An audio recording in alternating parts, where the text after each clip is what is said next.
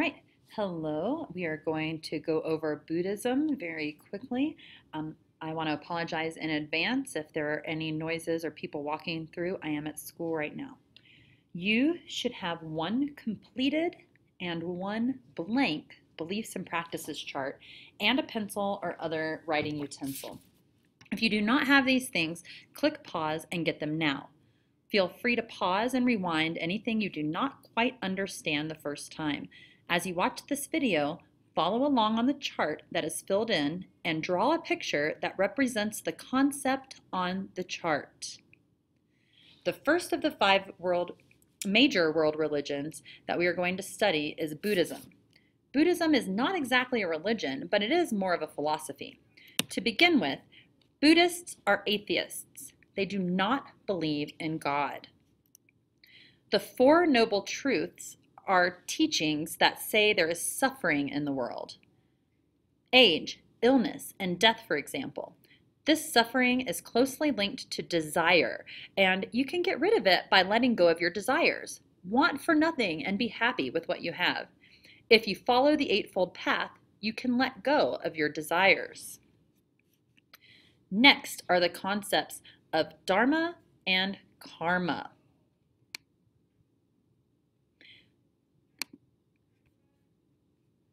Dharma refers to one's duty in this life.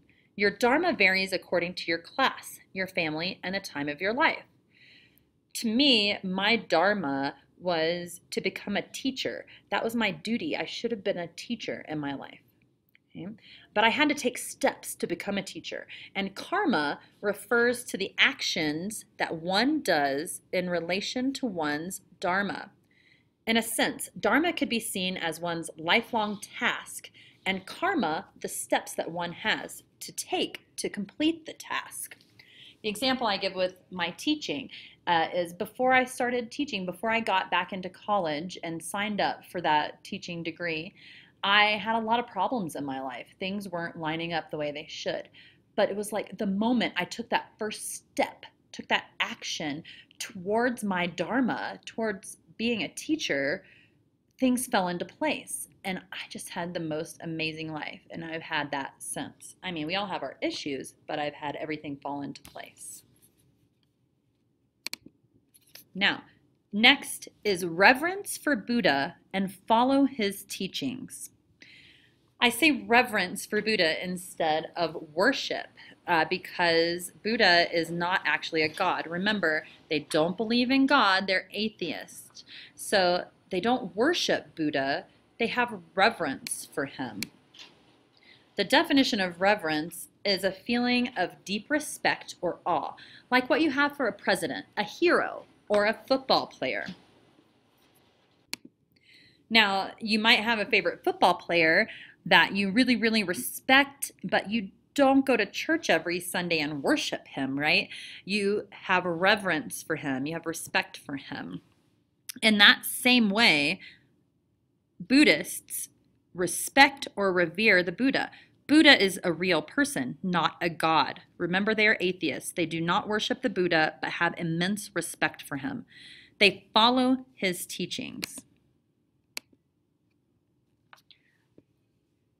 Now, Buddha was sitting under a tree meditating for 7 days.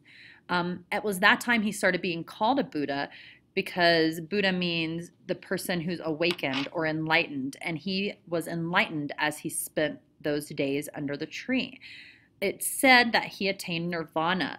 Nirvana is a state where suffering is eliminated through the abandonment of desires. You want to get rid of the desires because that's the cause of suffering. Okay?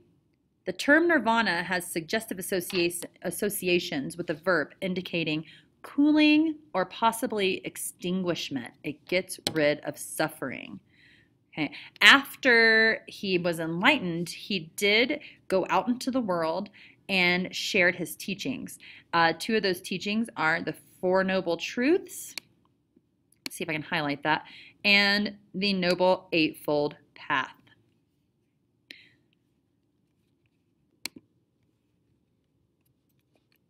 Okay, Siddhartha Gautama was the first Buddha. He is the one that sat under the tree for 7 days until he felt enlightened. He came up with some ideas about how to get away from suffering, and those ideas came from the Four Noble Truths and the Eightfold Path. So by now, you should have something drawn in the Buddhism beliefs box of your graphic organizer. If you have not, push pause now and do so. The next section will cover practices. See, this is so good. All right, we don't want to say that Buddhists have a place of worship because we just talked about they don't worship. They have reverence for the Buddha. Remember, Buddha is not a god, it's a person. So the place of reverence would be a temple or a shrine.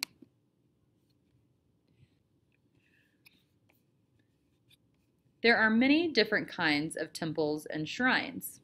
The stupa is one example. Its circular dome represents the wheel of life. Another is the pagoda. It's like a stupa, it grew taller and thinner. The monastery originated around the same time as the pagoda. They provide shelter and study space for monks. Now, forgive me, I might not say this correct. A Theravadan shrine room is a place of meditation with an elevated statue of Buddha surrounded by offerings like incense, candles, and flowers. Usually you might have a person sitting right here in this chair kind of protecting or making sure that the Buddha and the offerings are all protected.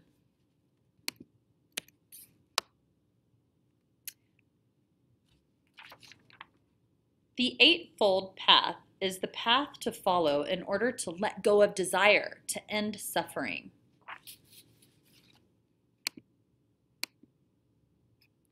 Scroll down to the Eightfold Path.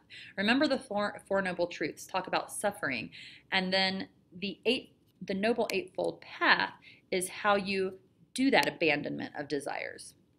The first thing that they talk about with the Noble Eightfold Path is right belief, the belief in the truth.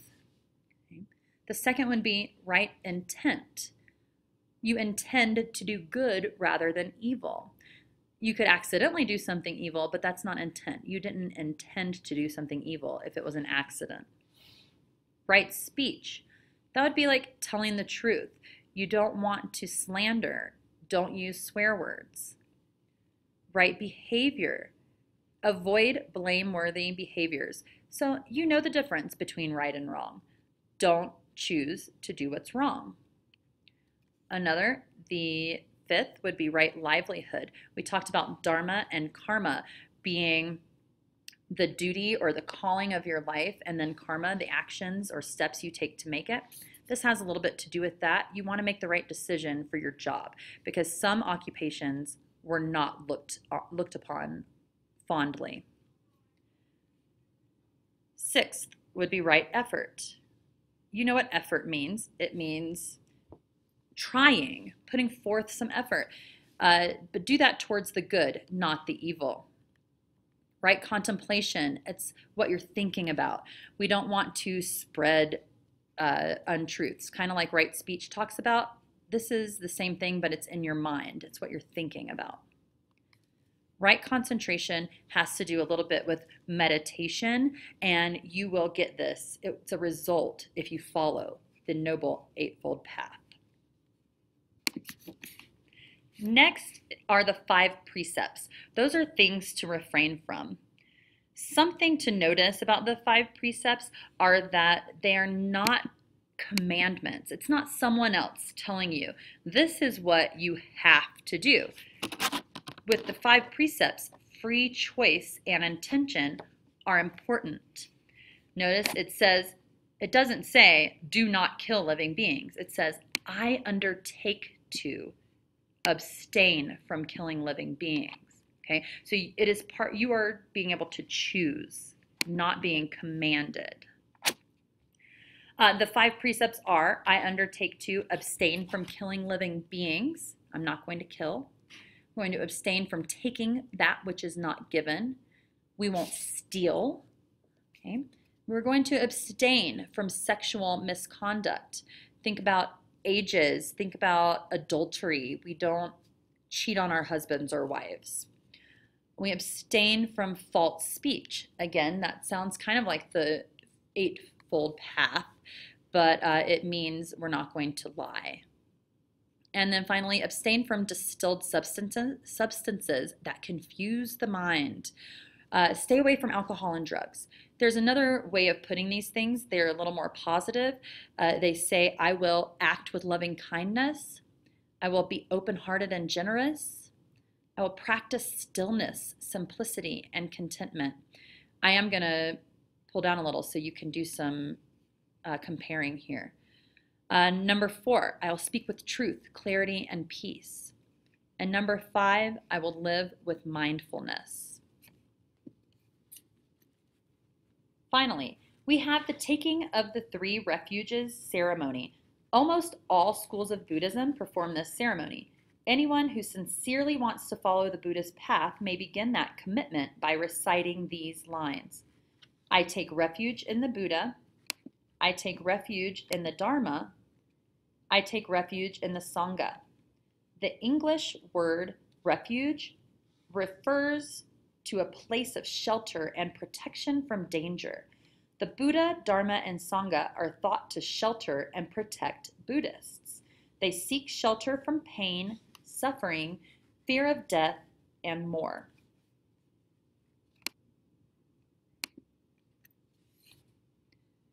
This is a picture of a Buddha statue. Notice he's not fat like many other statues portray. The first Buddha, Siddhartha Gautama, was not fat, but there were other Buddhas that followed him. At this point, you should have both the beliefs and the practices boxes of Buddhism completed in your chart. Each should have pictures that represent the concepts that we just talked about. Be ready to come to class and fill in a scavenger hunt based on what you've learned so far.